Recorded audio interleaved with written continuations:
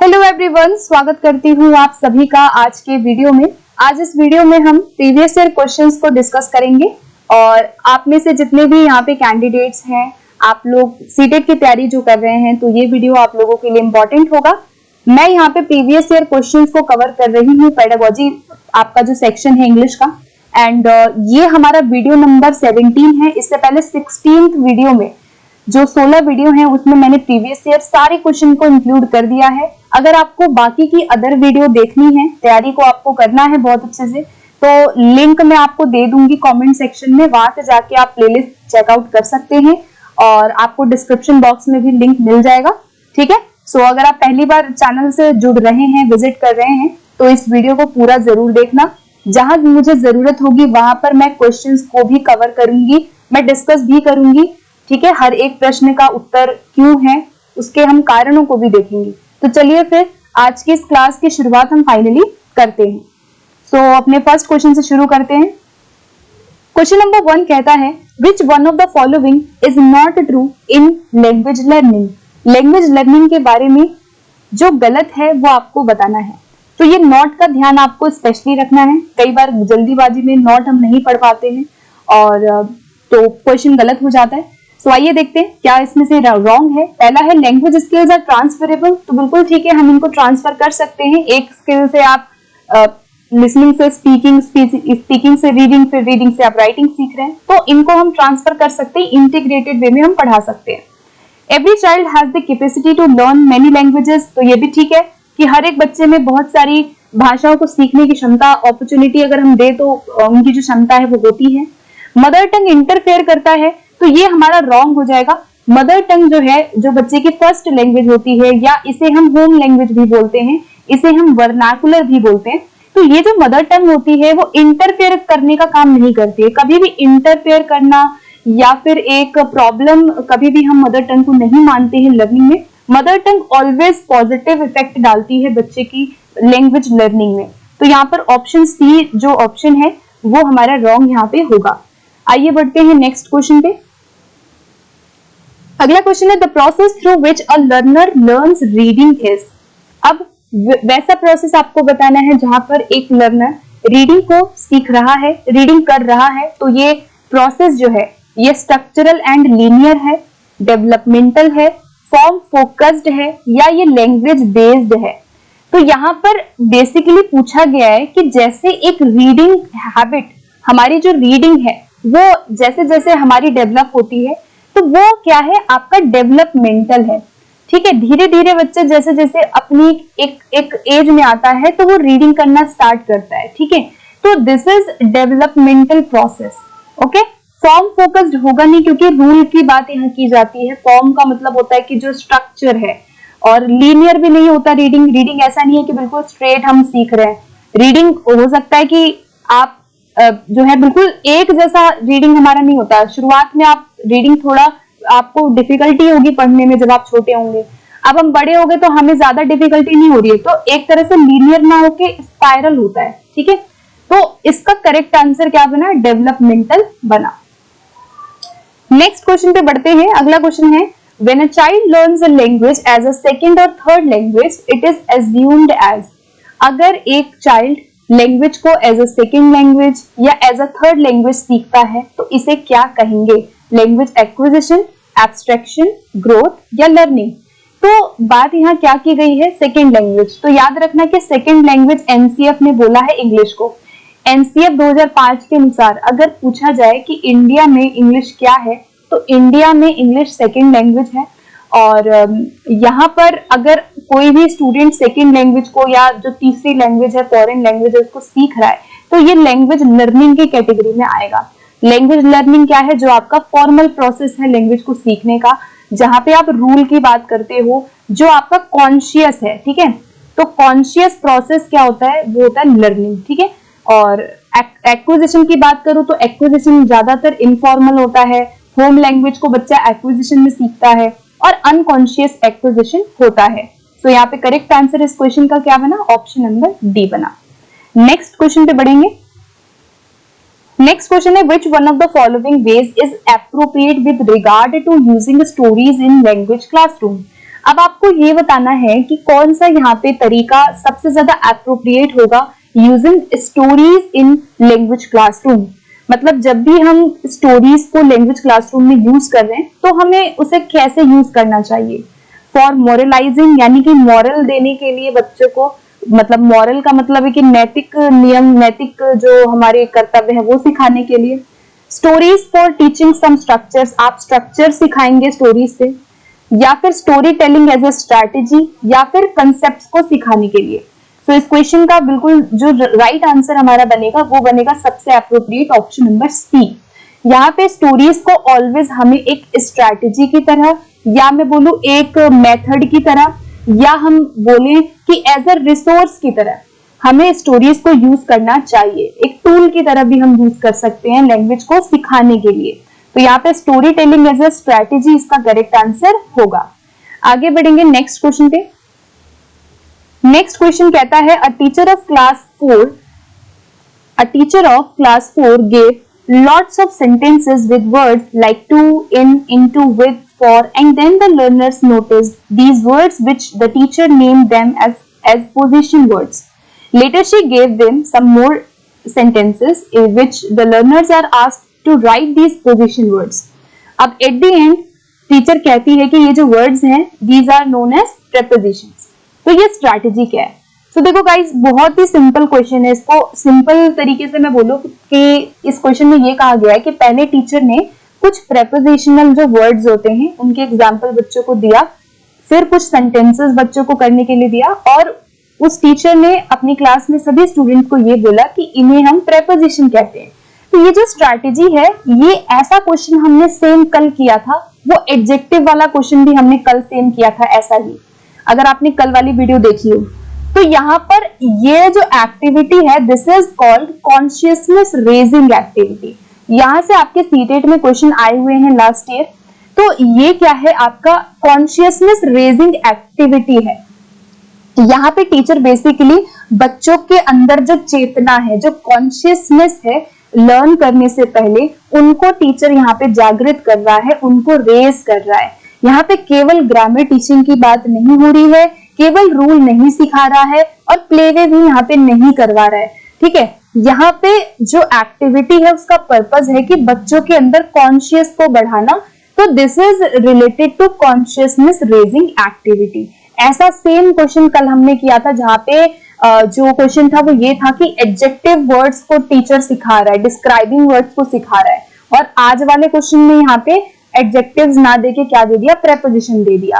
तो आपको यहाँ पे ये पता होना चाहिए एक्टिविटी कौन सी है, कॉन्शियसनेस रेजिंग है। ठीक है, मतलब मेरे कहने का ये मतलब है कि क्वेश्चन जो है आपका इसी प्रकार से चेंज होके थोड़ा बहुत आपका पूछा जाएगा।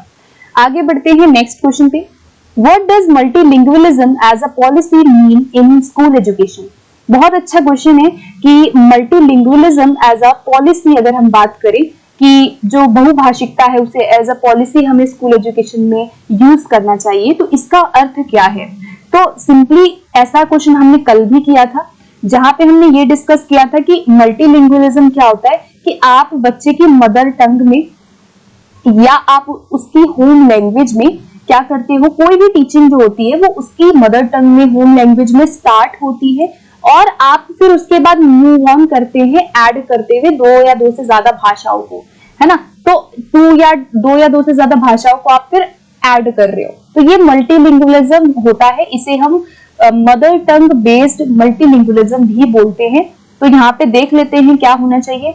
ऑप्शन इसका अगर हम देखें तो ए होगा इसका correct. All children begin their schooling, यानी जो स्कूलिंग शुरू हो रही है वो उनकी मदर टंग में, होम लैंग्वेज में शुरू हो रही है, और ऐड करते हुए हम उनको आगे सिखाते हैं। तो this is called multilingualism as a strategy और एज अ पॉलिसी। ठीक है, तो यहाँ पे हो जाएगा ऑप्शन नंबर ए। आपको एज इट इज ना इस क्वेश्चन को ऐसे ही याद रखना है, बिकॉज एज इट इज आपका क्वेश्चन बनता है पेपर में। ठीक है, आगे बढ़ेंगे नेक्स्ट क्वेश्चन पे।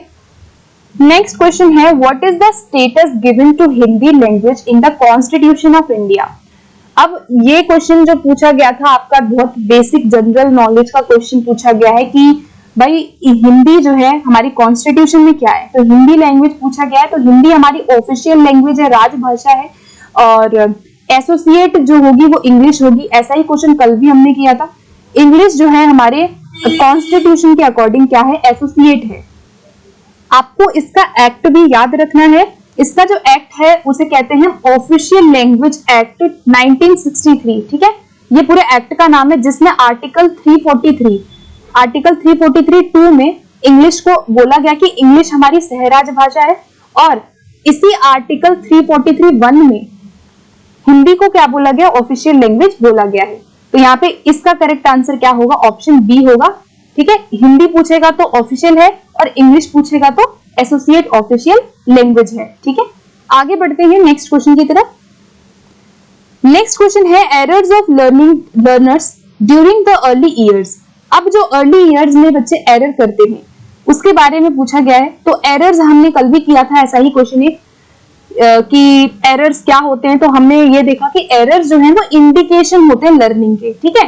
तो गाइस आप देख सकते हो कि कितने सिमिलर क्वेश्चन है जो सीटेट में आपके रिपीट हुए हैं। ऐसा ही क्वेश्चन कल भी किया था, लेकिन ये वाला थोड़ा सा डिफरेंट है। यहाँ पे ऑप्शन को थोड़ा बदल दिया गया है। आपको आंसर वही चीज करनी है कि एरर जो होते हैं उन्हें हमें तुरंत करेक्ट नहीं करना चाहिए। यहाँ पे बोला गया कि should be corrected then and there, should not be corrected, ये भी गलत है कि भाई हमें बिल्कुल भी उनको ठीक ही नहीं करना चाहिए। तो आंसर क्या बनेगा कि अर्ली ईयर्स में, शुरुआती समय में जो बच्चे गलतियां करते हैं उन्हें नोटिस करना चाहिए और प्रैक्टिस के थ्रू उन्हें दूर करना चाहिए। तो यहाँ पे ऑप्शन नंबर सी हो जाएगा इसका करेक्ट। यहाँ पे है कि should be brought to their notice, बच्चों के नोटिस में उसको लाना चाहिए। उस स्टूडेंट को पता होना चाहिए कि उसकी गलती क्या है और उसके बाद आप उसको प्रैक्टिस करवा सकते हो। तो यहाँ पे ऑप्शन 4 से ज्यादा करेक्ट आंसर क्या बना, ऑप्शन सी बना। 4 वाला जो ऑप्शन है वो ये कह रहा है कि इम्पोजिशन करना, मतलब आप उस पर बहुत ज्यादा ड्रिल और अभ्यास करा देंगे, बिल्कुल ठीक कर देंगे, ये गलत है ना। सबसे अच्छा तरीका है कि उसके नोटिस में वो चीज होगी, उसे पता होना चाहिए कि उसकी गलती कहाँ पर है और उसके बाद उसको आप प्रैक्टिस करवाएंगे, ठीक है। आगे बढ़ते हैं। नेक्स्ट क्वेश्चन है a teacher of class 5th asked her students to discuss in groups about what they like and what they do not like, and then to note down ideas to write in few sentences. Students noted down their ideas, developed an outline and wrote a paragraph. What would you call this approach to writing? अब ये question है, इसको simple way में हम थोड़ा सा समझते हैं पहले। इस क्वेश्चन में बेसिकली टीचर ने बच्चों को लिखने के लिए दिया है फ्यू सेंटेंसेस। वो अपने आइडियाज को यहाँ कलेक्ट कर रहे हैं, आउटलाइन बना रहे हैं, उसके बाद वो एक पैराग्राफ लिख रहे हैं। तो ये जो राइटिंग का अप्रोच है ये क्या है, इसको हम कहेंगे प्रोसेस अप्रोच ऑफ राइटिंग। जैसे कि हमें पता है कि राइटिंग जो होता है वो प्रोडक्ट ना होके राइटिंग क्या होता है, प्रोसेस होता है, बिकॉज इसमें बहुत सारे स्टेजेस हैं जो शामिल होते हैं। तो ये जो अप्रोच है ये राइटिंग का प्रोसेस अप्रोच है, जिसमें आप ब्रेनस्टॉर्मिंग कर रहे हो, ड्राफ्ट, फिर रीड्राफ्ट, उसके बाद एडिटिंग, उसके बाद पब्लिश करना इसमें शामिल होता है। तो यहाँ पे ऑप्शन नंबर 20 का करेक्ट आंसर होगा। नेक्स्ट क्वेश्चन पे बढ़ेंगे। अगला क्वेश्चन है a teacher collects the instances of learning and performances of learners and make a note of them to report in the assessment record. What is the assessment process known as? इस question में पूछा गया है कि एक teacher collect करता है बच्चों की लर्निंग के इंटेंसेस को। इंस्टेंसेस का मतलब है कि कुछ जो लर्निंग के जो उनके उदाहरण है या जो कलेक्शन है उनके वर्क का, वो टीचर यहाँ पे कर रहा है, नोट बनाता है और एक रिपोर्ट बनाता है, असेसमेंट का रिकॉर्ड वो रख रहा है। तो ये जो असेसमेंट का तरीका है इसे हम कहेंगे पोर्टफोलियो असेसमेंट। पोर्टफोलियो क्या होता है, जहां पे आप स्टूडेंट के वर्क का कलेक्शन करते हो, मतलब पूरे साल क्यूमुलेटिव तरीके से हम बच्चे के जितने भी अच्छे अच्छे वर्क होते हैं उनको हम कलेक्ट करते हैं। तो यहाँ पे टीचर कलेक्ट कर रहा है इंटेंसेस को, जो इंस्टेंस है, जो उनके वर्क है, अच्छे वर्क जो है उनको कलेक्ट करता है। तो ये जो असेसमेंट का तरीका है ये पोर्टफोलियो असेसमेंट होगा, ठीक है। आगे बढ़ते हैं नेक्स्ट क्वेश्चन पे। Which of the following methods of language teaching is learning outcome focused? कौन सा ऐसा मेथड है जो कि आउटकम फोकस्ड है? अब आउटकम का मतलब क्या है, यहाँ पे आउटकम फोकस्ड का मतलब ये है कि जो बात करता है प्रोडक्ट की, किसकी बात करता है, जो प्रोडक्ट की बात करता है, प्रोडक्ट पे फोकस जिसका हो, जिसका रिजल्ट पे फोकस हो, एंड पे फोकस हो, अचीवमेंट पर जिसका फोकस हो, तो इसे हम कहते हैं competency based language teaching. Competency based का मतलब है कि जो आउटकम फोकस्ड रिजल्ट होता है वो ये देखता है कि बच्चे के अंदर कितनी प्रवीणता आई है लैंग्वेज में, भाषा में बच्चा कितना प्रवीण हो चुका है, उसकी कॉम्पिटेंसी कितनी आई है। तो यहाँ पर आउटकम जो है वो कॉम्पिटेंसी पे फोकस करता है। सो आई होप कि ये क्वेश्चन आपको समझ में आ गया होगा। कॉम्पिटेंसी बेस्ड वही है जो आउटकम पे फोकस करे, प्रोडक्ट पे फोकस करे या रिजल्ट पे फोकस करे। आगे बढ़ते हैं नेक्स्ट क्वेश्चन पे। Next, a teacher bought utensils and toys from home to teach vocabulary in contextual use. What are these materials known as? बहुत अच्छा क्वेश्चन है। यहाँ पे ये पूछा गया है कि vocabulary को यानी शब्द भंडार टीचर सिखाना चाहता है बच्चों को कॉन्टेक्सचुअल तरीके से, यानी संदर्भ और स्थिति के अनुसार, मतलब एक सिचुएशन के अनुसार टीचर वर्ड्स को सिखाने के लिए अपने घर से कुछ टॉयज और कुछ यूटेंसिल्स लेके आ गया। कुछ यूटेंसिल्स मीन कि कुछ उपकरण, कुछ बर्तन वगैरह या इसको जो भी सामग्री है वो लेकर के आ गया मटेरियल्स को। तो इन मटेरियल्स को हम क्या कहते हैं? तो इन्हें हम कहते हैं रीलिया। ठीक है, क्या कहते हैं? हम रीलिया कहते हैं। रीलिया जो होते हैं वो हमारे रियल ऑब्जेक्ट्स कहलाते हैं जो हम लैंग्वेज लर्निंग में यूज करते हैं। मतलब जो भी रियल ऑब्जेक्ट्स हैं या सिचुएशंस और कुछ रियल ऑब्जेक्ट्स का यूज अगर टीचर क्लासरूम टीचिंग में कर रहा है तो उसे हम रीलिया कहते हैं। यहाँ पे टीचर टॉयज और यूटेंसिल्स का यूज करके शब्द या वोकैबुलरी सिखा रहा है, तो ये रीलिया का एग्जांपल होगा। ठीक है, आगे बढ़ते हैं अगले क्वेश्चन पे। क्वेश्चन नंबर 148 कहता है a teacher divides her class into groups of 4 and through brainstorming and discussions she assigned the groups of themes on landscapes, buildings and persons to collect ideas through questions and write a short report on them. What is this task known as? ये जो पूरा task है ये क्या दिखाता है language में? तो देखो यहाँ पर क्वेश्चन में ना लैंग्वेज में टीचर क्या कर रहा है कि कोई चीज सिखा रहा है। ठीक है, वहां पर टीचर सबसे पहले क्या कर रहा है, बच्चों को ग्रुप में बांट रहा है। तो बच्चे ग्रुप में हैं, यहाँ पे ब्रेनस्टॉर्मिंग कर रहे हैं, डिस्कस कर रहे हैं बच्चे आपस में। उसके बाद she assigned the group the themes, मतलब ग्रुप में जितने भी बच्चे थे सबको वो असाइन कर देती है अलग अलग थीम। किसी को बिल्डिंग्स दे दिया, किसी को लैंडस्केप दे दिया, किसी को पर्सन दे दिया, और हर ग्रुप को बोला to collect ideas through questions. ठीक है, और उसके बाद रिपोर्ट लिखने के लिए बोलती है। तो अब आपको क्या समझ आ रहा है कि ये जो पूरी एक्टिविटी है, क्या ये प्रोजेक्ट है, क्या ये असाइनमेंट है, क्या ये स्पीकिंग और राइटिंग टास्क है, या ये एक्सकर्जन है? तो एक्सकर्जन क्या होता है? जो आपका क्षेत्र भ्रमण होता है। तो केवल ये भ्रमण नहीं है, केवल फील्ड ट्रिप नहीं है ना, केवल हम बच्चों को यहाँ फील्ड ट्रिप में और बाहर नहीं ले जा रहे हैं। यहाँ पर जो असाइनमेंट है वो भी नहीं हो रहा क्योंकि बच्चे ग्रुप में हैं। तो ये क्या है? एक प्रोजेक्ट वर्क का एग्जाम्पल है। बच्चे यहाँ पे क्या कर रहे हैं? ग्रुप में है। हर एक ग्रुप में बच्चों को असाइन किया गया है, कुछ टॉपिक को, कुछ थीम को दे दिया गया है। हर बच्चे का जो एक काम है वो यहाँ अलग अलग है। सभी अपने आइडियाज को यहाँ पे क्वेश्चंस के थ्रू लिख रहे हैं, कलेक्ट कर रहे हैं और रिपोर्ट लिख रहे हैं। So this is project work. ठीक है, सो ऑप्शन नंबर क्या होगा इस क्वेश्चन के लिए? ए होगा करेक्ट। आगे बढ़ते हैं नेक्स्ट क्वेश्चन पे। 149 क्वेश्चन कहता है कि a teacher asked her learners of class 3rd to share in group about the flowers, grass and plants in their neighborhood and on their way to school before teaching a poem daffodils.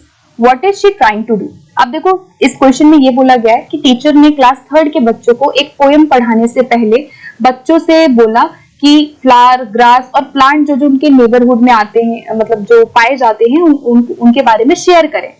तो यहाँ पे वो क्या try कर रही है? Expecting learners to bring daffodils from their neighbourhood. क्या वो ये चाहती है कि जो डेफोडिल है, जो फ्लावर होता है डेफोडिल, वो बच्चे अपने नेबरहुड से लेकर के आए? तो ये तो नहीं होगा, है ना। सबसे वैलिड हमने आंसर यहाँ पे बताना है, तो ये तो होगा नहीं। सेकंड है connecting the previous knowledge with the classroom teaching and knowledge. वो बच्चों की प्रीवियस नॉलेज को कनेक्ट करने के लिए ऐसा करवा रही है।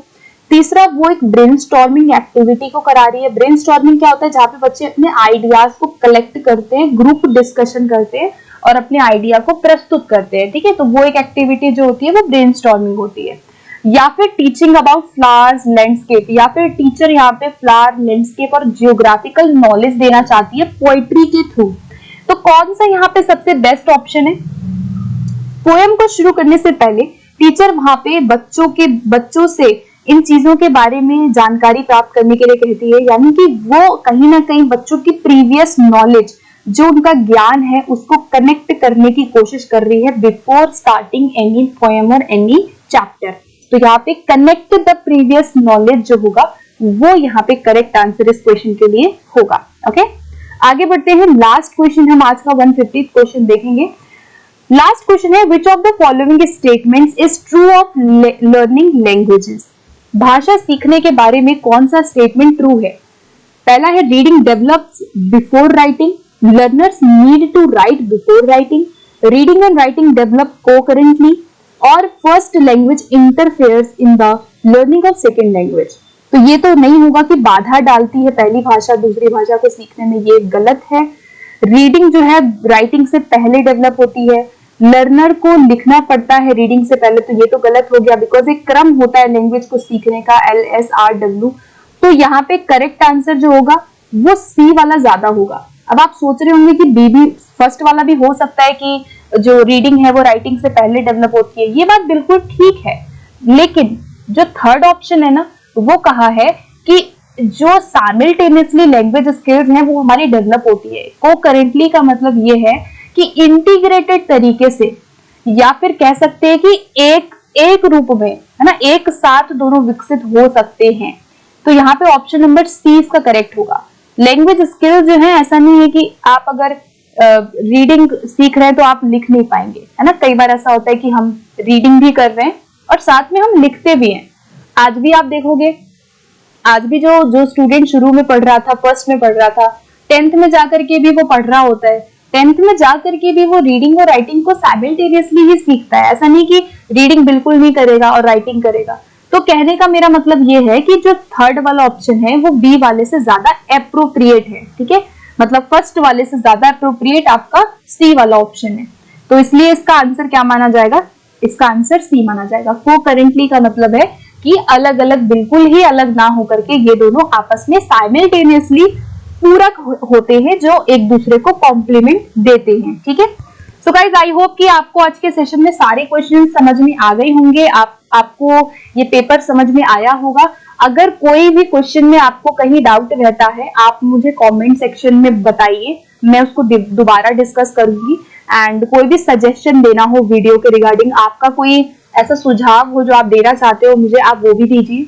एंड चैनल पे पहली बार अगर विजिट कर रहे हो तो सब्सक्राइब करना।